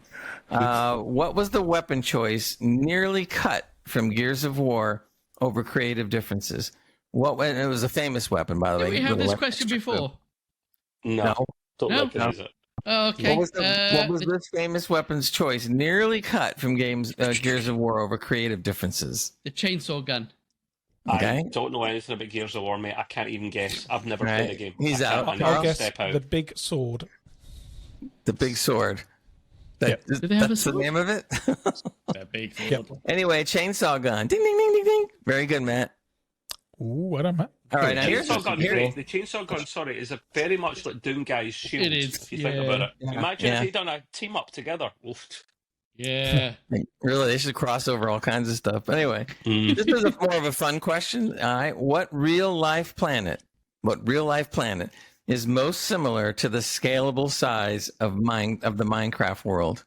LV4296. No, I will give you a big hint. It's in our solar system. So, what real life planet is most similar to the scalable size of the Minecraft world? Saturn. Jupiter. It's got to be Jupiter or something stupid All right, like that. Saturn, Jupiter, Neptune. Not Neptune. Uranus. Pluto. Haha, I'm only kidding. And the answer is Neptune. Oh, Yes, Oh Carl. my god! Carl got 2 out of 3, man. That's pretty good. Did I win the quiz this week? Yeah. You Yeah, did? he did. Yeah. Oh my Very god! good. Very good. Wow. Objection, Your God Honor. damn it. Well, I can't Nice. actually remember if the actual intro credits worked or not, Gray. No, they didn't. who I'll edit it knows? later. I'm Who gonna knows? try the outro ones. Hopefully We have that to will sing work. the outro Yeah, ourselves. if not, we just end it and we do our thing later. But no, listen, thank you very much, guys. We will it's see you working. next We week. can do a Fraggle Rock one. Wave, everybody! Bye! Turn up pose, baby. Bye. I'm gonna leave you all on. Join the Discord. No pressure. pressure. Dun, dun, dun, dun, dun, dun. I don't want to give Trev that he'll be tortured. Oh god, no, that's too close. Too close, Trev. Too Do close. that. Eyeball thing. First. Oh, There you go. look at the points up his nose. That's all we have to Let's do. go next. Let me just pull this up. All right, that's next. No, no. Wait a minute. You Come on. don't do it. Lightsaber. We're slowly being hidden. Whee! Bye bye. Where's my hiding thing? Oh no.